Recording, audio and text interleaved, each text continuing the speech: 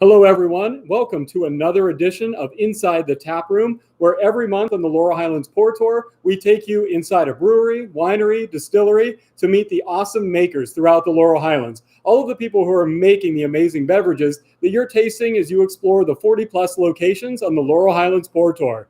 So who do we have with us today? I'm Alan Quinn from Quinn Brewing Company. Alan, welcome. Yes, thank you. I mean, I feel like it's been a couple of years. I remember when you were setting up in here. I was in here. We met a few years, like pre-Pour Tour. I was pretty new to the Laurel Highlands. It was probably, our tap room's been open for now a little over 4 years. So it had to be close to that. It's been probably close to 4 years. Right. I just hit 4 years with the Laurel Highlands. So I think it's been nice. We've been on the same trajectory since I started here. So walk us through how are things going at Quinn? So things are going great. Really, I mean, I have to say that considering everything that this crazy 2020 dealt us, we actually have been thankfully, supported greatly by the community.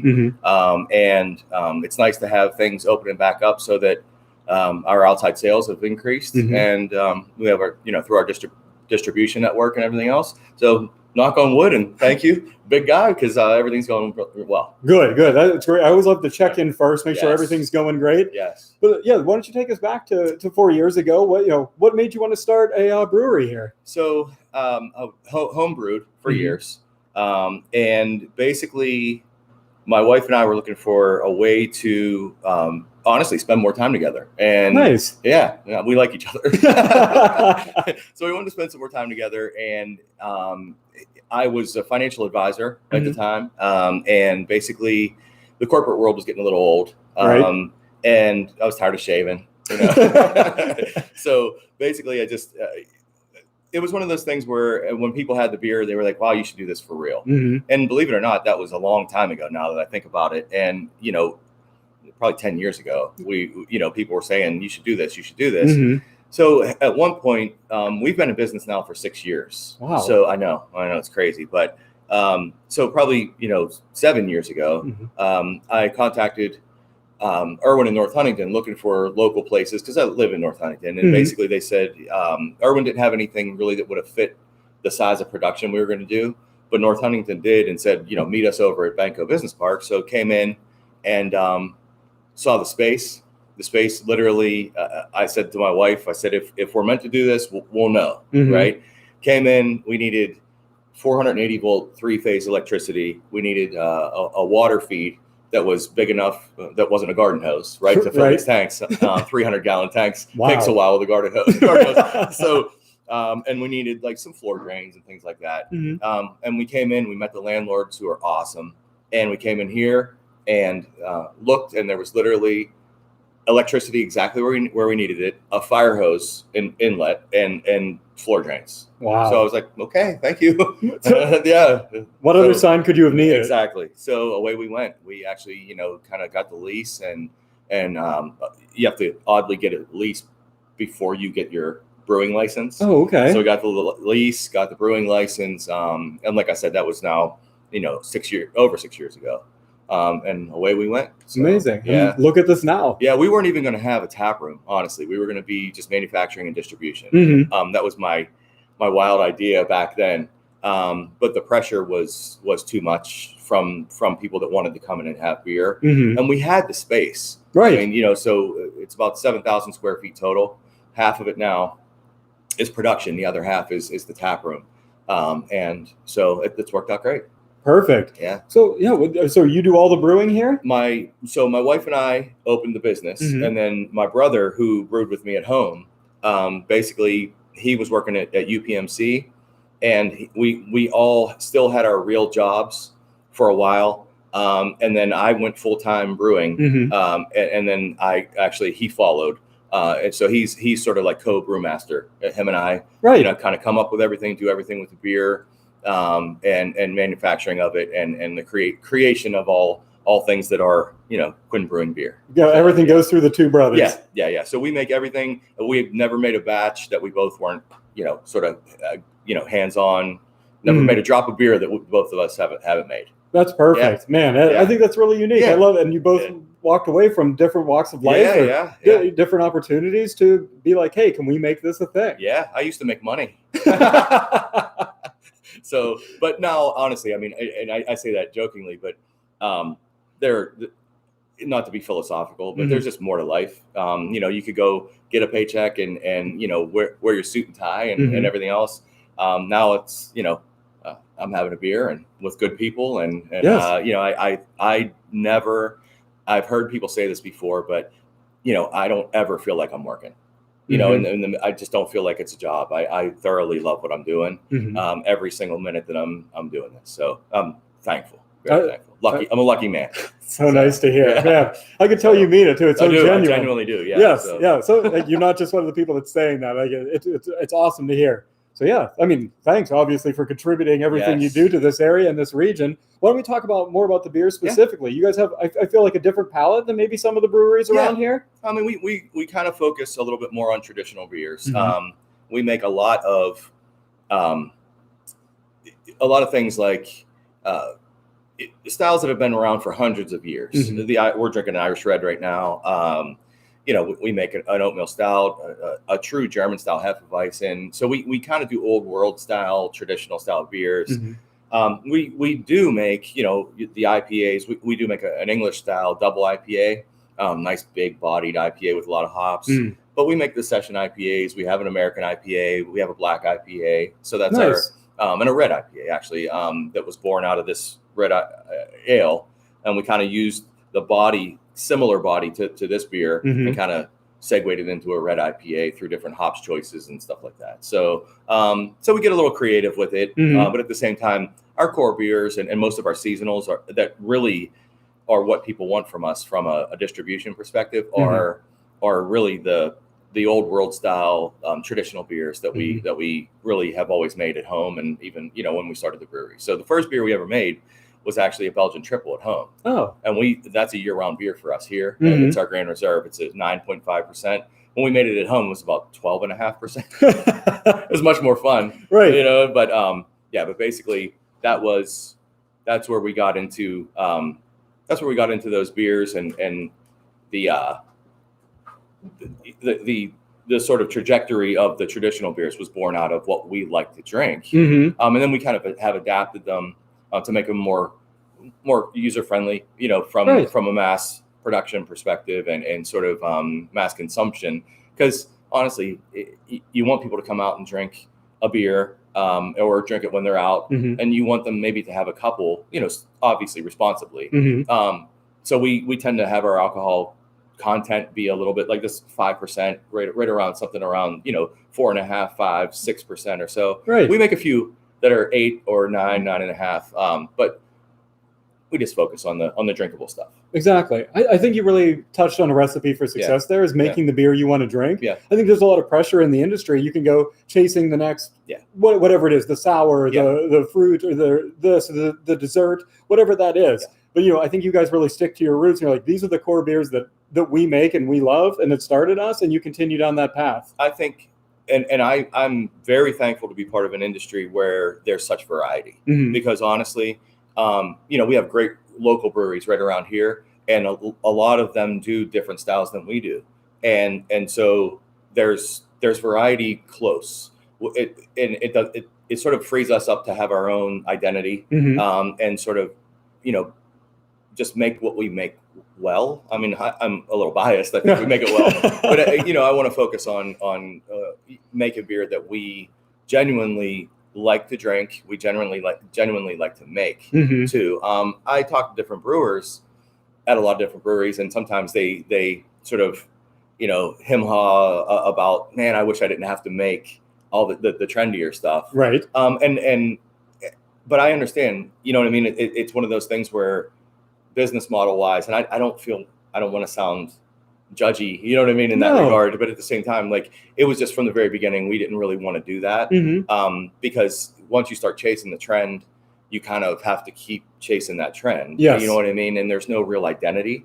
So we just figured we do what we do and cross our fingers and say a prayer, and hopefully it works out. Hopefully people like it, and thankfully, people do. So like I said, I'm thankful. Exactly. So. And I think to expand on what you were saying a bit, if that's okay to talk about everyone else in the area as well, I think you can come to North Huntington and Irwin and really get a great sample of the Portor. Like the amount of things you can, like, just what, within like 2-3 miles that you can taste? You could literally go to, starting from the Route 30 line, you start at Fury Brewing, and they do a lot of the like wilder kind of like, they do some sours, they do some fruited stuff, they do trendier things, as well as other beers, and their beers are awesome. Yes. So you could go there, you could come here.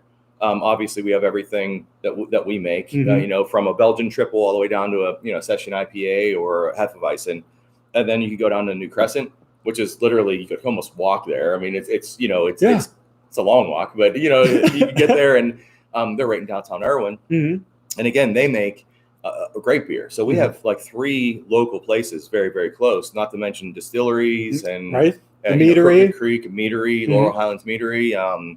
So, and I apologize if I'm forgetting anything that's close, but like I said, we have all of that in a very close radius. So it's nice. Right. So if you're listening out there, like, think about a day going out to Irwin, regardless of what type of drinker you are, whatever you're into, you're going to find something you like. Like, I always bring my stout drinking friends here. This is always my first, always has been. I'm like, if you like stouts, Quinn. It's that's the place you got to be. If you, like you said, Fury, the dessert stuff, the specialty stuff, it's fantastic they do. And like people go wild, and like that's a big hit in my beer fridge. Because when people pull out a Fury out of there. Oh yeah, it's one of those things. Like I said, the diversity of the choices that you have close. It's all the way, like you said, the range from the craziest, beer that's maybe aged on, Fruity Pebbles, or you know what I mean, or those guys, like, they make an Oreo. Oh, beer, right. Like, and you know what I mean. So you have that extreme element, and then you have the traditional stuff too, and so it's nice. And like I said, even if what's nice about, I can speak for us, and I'm pretty sure everywhere else, you also offer.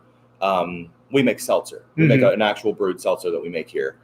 So the seltzer option now is there. We serve wine.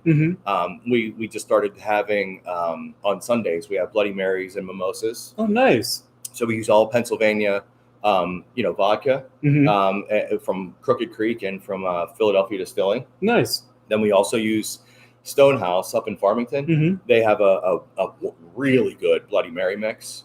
So we use their Bloody Mary mix. It's all local, which is nice. And then we actually have Bellaterra that we actually use their Blanc de Blanc, which is a sparkling white Chardonnay. And I think it's Chardonnay. It's sparkling white wine. Okay. That you make the mimosas with orange juice. So so even within our sort of portfolio, we've expanded to be everything. So if you want booze, we have booze. If you want wine, we have wine. You know what I mean? And that's really, really nice too. Is most of that stuff's all locally made, and we can all support each other, and hopefully all succeed. And you're like blowing my mind right now. This is what we always talk about with the Portor, about bringing the breweries, wineries together. But you're even extending that more into the Laurel Highlands. I mean, Bellaterra's on the Portor, but like Stonehouse, they've been a partner with Laurel Highlands like way back. I mean, they're great partners. We steer everyone there for like some of the best barbecue. Their food is off the charts. We did a beer dinner up there with them for a Good Friday. It's probably 4 years ago. It was amazing. And like I said, when we had the opportunity to actually use their Bloody Mary mix, once we tried it, it was like, oh my goodness, I could drink it like soup, So, but it was really nice just to be able to partner and kind of, I think a lot of people coming out of the COVID stuff really wanted to. That's almost like a dirty word. I don't even like saying it, but anyway, they really want to. Support local, support small, more than the big chain, national, international stuff. So I'm thankful because they've supported us, and we've got great partners and great people. So just want to support everybody we can, and I'd much rather use local. Amazing. And that's what we talk about all the time, and especially throughout this pandemic and everything. We just talk about supporting local, being out there. The big chains will be there. They'll be there for you, and go support them when this is over. But right now, they continue supporting local and bring that attention inward in your local communities. And everyone's seeing that benefit.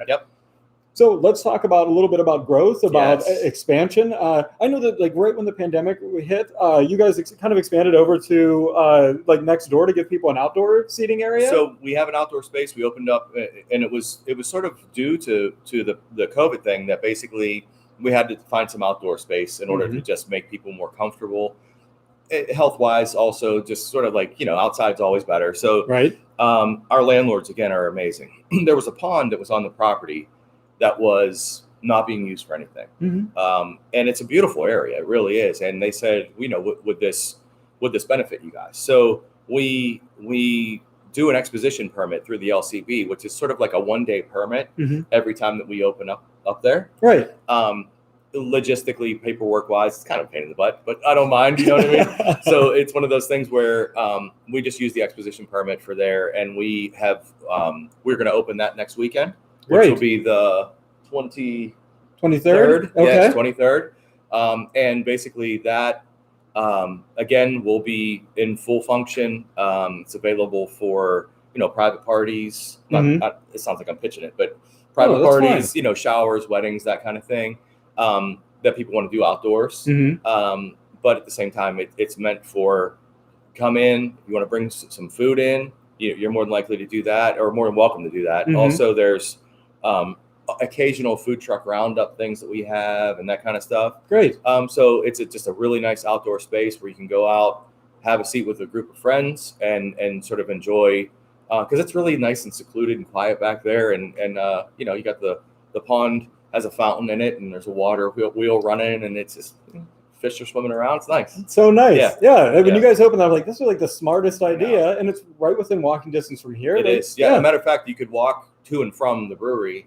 Throughout the day, you want to come inside and cool off. If it's warm outside, you could do that. If you want to go out and hang out for a bit, you could walk between the two, and it's all legal and fine and everything else. So perfect. Nice, yeah. So next Friday, April 23rd, 2021, that'll be opening back up for the summer. Yes, it will. So it'll be open all the way through, when it gets too cold to do it again. So, and we also have, I don't know if it's okay. We also have, I didn't tell you about this yet. Oh, okay. So there is a space next to us inside that actually is in the build out process right now. And we're going to be calling it Elements. Okay. At Quinn Brewing. So basically it's another venue that we're opening up for indoor, larger scale showers and weddings, like an event space. Wow. Okay. So in the brewery, it's sort of industrial, and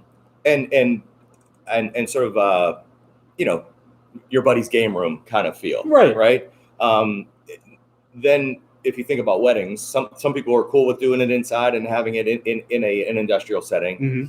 Then you have the wedding group or shower group or party group that wants to do a very upscale. And then there's somewhere in the middle that in the middle, what we're opening over there is in the middle. Okay. So basically what it is it's basically going to be, not the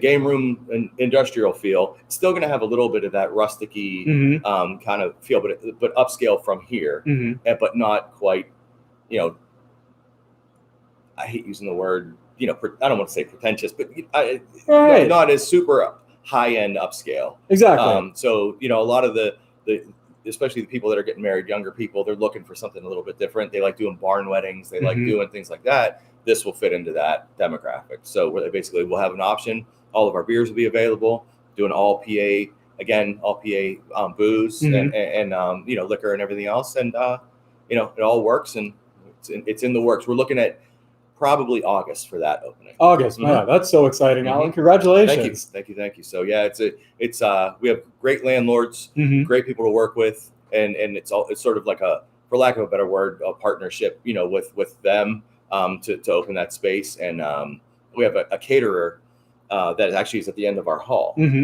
So basically 2 ladies and a gentleman, their food's amazing. They are the ones that are going to provide all of the catering for the events that we would have in there. And it's all right in this building. Wow. Yeah. You never leave you don't leave for your beer, your food. You don't leave the same building. Yeah. Where else can you do that? I know, exactly. I've never even heard it. That's phenomenal. So it's been a great year, and it's caused a little bit of, obviously saying that 2020 was a great year is crazy, but at the same time, it was a great year to be able to look at business and pivot a little bit. Yes. And I think that, long term, it's going to be a very, worthwhile pivot. Yes. So I'm thankful, with what's the saying, with trials and tribulations comes opportunity sometimes. So, gotta ride that wave. And you're riding that wave. You're making the most, and you're not the first person to say that on this podcast. Is to say that 2020 was a great year. Mm-hmm. It made them analyze the business, expand in different ways. We have so many people that are bottling or canning that weren't before. Tall Pines really putting into the event space as well. They now have lodging. You can stay. They have glamping. You can glamp right at Tall Pines. So people are expanding. Like, you're opening an event space. Yeah. So many different exciting ways that you guys are going to keep contributing, and it's still staying local. Yeah. And really just making the whole area better. And I think honestly I think everybody that has been in the service industry, if I don't know too many that have gone away, thankfully, around here. Right. So we're very lucky that everybody, the public has really supported us and allowed us to actually have the thought of growth instead of, sort of getting into your shell. And it's sort of, when you know that you have the support and you know that there's going to be sort of a return on the investment down the road, you're not afraid to do that. So we're very lucky. Honestly, the Port Tour, the Laurel Highlands, the people that live sort of in the area really do want to support local. Obviously, you guys have been, the Port Tour's been amazing. Thank you. All the way around. The work that you've done, I'm not trying to butter up your job, but I mean, honestly, you make it so easy. From getting the books, from getting the stickers, that kind of thing. Everything's really easy. You have a great team that you work with, and it's really nice to just be able to do things efficiently with good people that are competent and willing to help.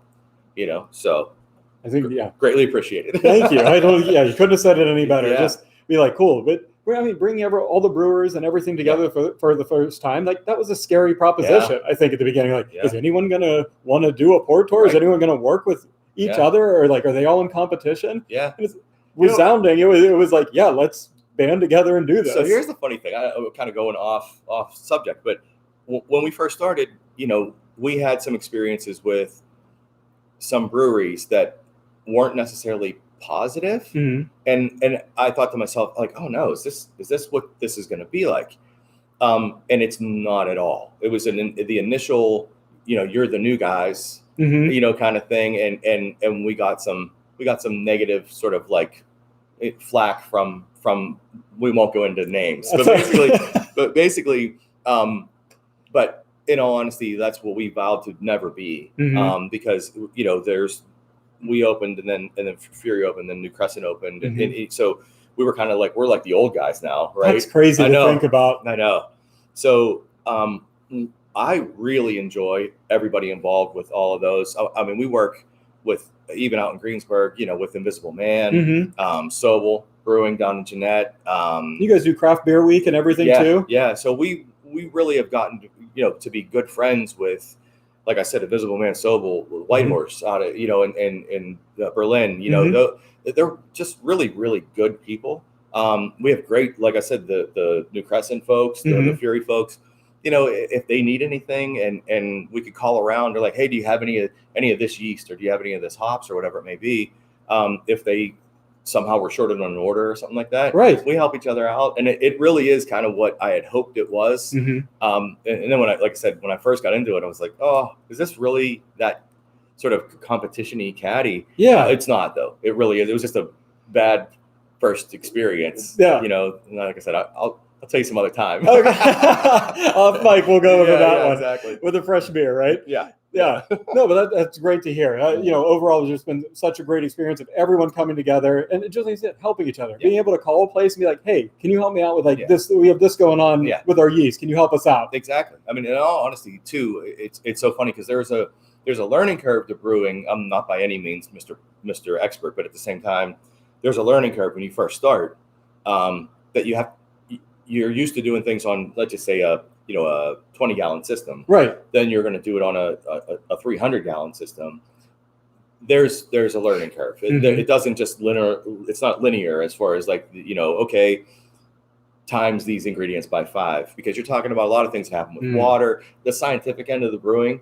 There's a lot of things that are different with that much of a batch as opposed to, a small batch. Right. So you don't know that until you scale it up. So with that comes a lot of questions. And like I said, I've been able to bounce ideas or questions that I have off of all those guys. And I think we genuinely make each other better by helping with, with questions and with, issues that you're having maybe with something in the brewery. So it's nice. I love that community. And that's what at heart of the Laurel Highlands and the Porter and all of it is that sense of community. Yeah, absolutely. I couldn't agree more. I mean, it's what's nice about living here too. It really is, so.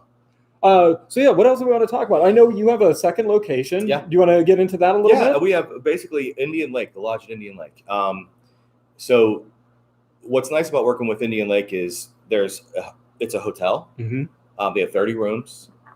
They are also a wedding venue. They do, large scale, much larger than we'll be able to do next door, weddings. They have a great restaurant. We have our tap room there. So it's sort of a destination. There's 2 golf courses right next door. Amazing. So you could go there. They do, snowmobiling up in the area. And so there's a lot of outdoor activities. Then you could go to the lodge, get a great meal, have, great beer. Humbly, if I say that, you know what I mean? But I'll confirm it. It's great beer. They also have in our tap room, it's actually a whiskey bar too. So basically they have the high end whiskeys and bourbons and, that kind of stuff. So you can go get a good glass of spirits and have a good beer. And we're going to actually have a grand reopening because COVID, we didn't actually have the tap room open a lot up there. Right. It was very sporadic. It still kind of is. But we're going to have a grand reopening in, I believe, May. In May, okay. Yeah, so next month we'll be able to, and we'll let you guys know, to sort of publicize. We'll have a grand reopening, and then it'll be open. That's their busy season up there also, just because of the lake and the boating and everything else. So, and plus being open and able to do events again, weddings and things like that. Because they, with COVID, they couldn't. It was all shut down, right? So now everything opened back up, and so the tap room will also. So, and it's great. Those are great people. Like I said, it is a wonderful drive. If you guys, honestly are listening and haven't driven up that way, it's right by Shanksville, right by the Flight 93 Memorial. It's probably 3 minutes from there. But it's a beautiful drive, whether you come Turnpike to Somerset and kind of the back roads, or if you go straight up Route 30. So if you go straight up Route 30 and you kind of make a right and you're there. Yes. So it is an easy, beautiful drive. Any time of year, honestly, it has different, scenery every time you take the ride up, and that's why I try to take the ride myself. It's awesome up there. That ride just straight up 30 is like my favorite in the Laurel Highlands. Yep. Easy. Yep, straight through. When you go through past Idlewild and kind of once you get past there, it's all mountain scenery. It's beautiful. So the best. And tons of great places to stop on the way. But then and great locations. So make sure you guys check that out as well. We're kind of wrapping up here. Do you have anything else going on? Maybe like this summer, any big events, big beer releases, anything else you want to plug? We actually, honestly, we just made a beer. Our cousin is a head roaster for La Prima Espresso. Oh, okay. And they make a beer called Polly's Blend. A coffee called Polly's Blend. Okay. We actually, as you know, we don't really flavor anything in our beers. Coffee is the only thing that we actually use. Out of any of our beers, we actually make a beer with La Prima Espresso, Polly's Blend coffee, and we call it Polly's Lookout. Okay. Polly's Lookout was actually an old restaurant overlooking from West Mifflin. It kind of overlooked like McKeesport / that general Mon Valley area, and it was up on the hill. And so out of a little nod to history, Polly's Lookout, it will be coming out, and it is a blonde coffee stout. Ooh. So it's light bodied, but it sort of feels like a stout, but it looks like a blonde ale. But it has La Prima Espresso coffee in it, and that's the only flavoring we ever use for anything. And we make it usually once or twice a year. That's our next release. Great. Matter of fact, we just moved it into the bright tank and mixed the coffee and everything else yesterday. So about 2 weeks from now, it'll be out and about. There we go, man. You just like every couple weeks have another huge thing going on at Quinn. Yeah. I mean, honestly, we are on, Facebook, Instagram. We try to update all of that. We have the website, but the website is just sort of like a stock, kind of shows you the place, shows the beer. But at the same time, it's not as event driven as Facebook and Instagram are. We kind of put all the events on those. So, and obviously, again, you could call into the brewery and ask if there's anything going on. Perfect. But we try to put it all on Facebook for sure. And so we update people as much as we can. We didn't have a whole lot going on just because of the, everything that was going on. We weren't allowed to. Right. But now with everything starting to open back up, God willing, we could actually kind of keep that ball rolling and have some music again and that kind of stuff. Exactly. So, you said you had Name That Tune? Yeah, Name That Tune trivia. It's a blast. It really is. It goes over really well. The place gets full, and the Stinger Trivia is the people that do it. Our good friends Bill and Heather. Okay. They actually do the Name That Tune.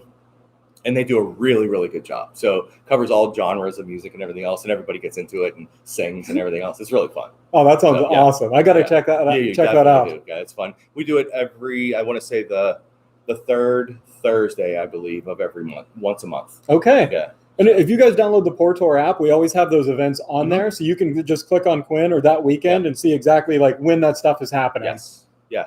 And not to mention, like I said, it will be on Facebook. As long as there's not a glitch or something, right. So you never know with that. But anyway, no, it's great because, like I said, with the Portor, we try to get in any of the updated beer releases or any of the updated just information so that you guys know about it too. So it's greatly appreciated. Well, perfect. Yeah. Well, that about wraps up us today. So it remains for me to thank you, Alan, so much on behalf of the Portor. Cheers. And cheers to Quinn Brewing Company.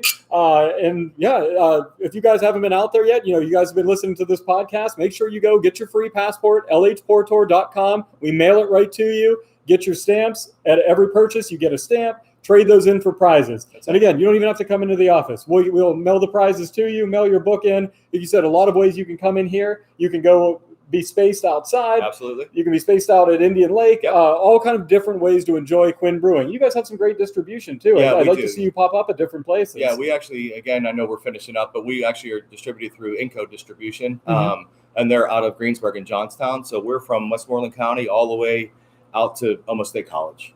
Perfect. So, if you're out and about, look for the logo. Yeah, there we go. Check that local beer cooler. And thanks again, Alan. Thank you, sir. Cheers. All right, cheers.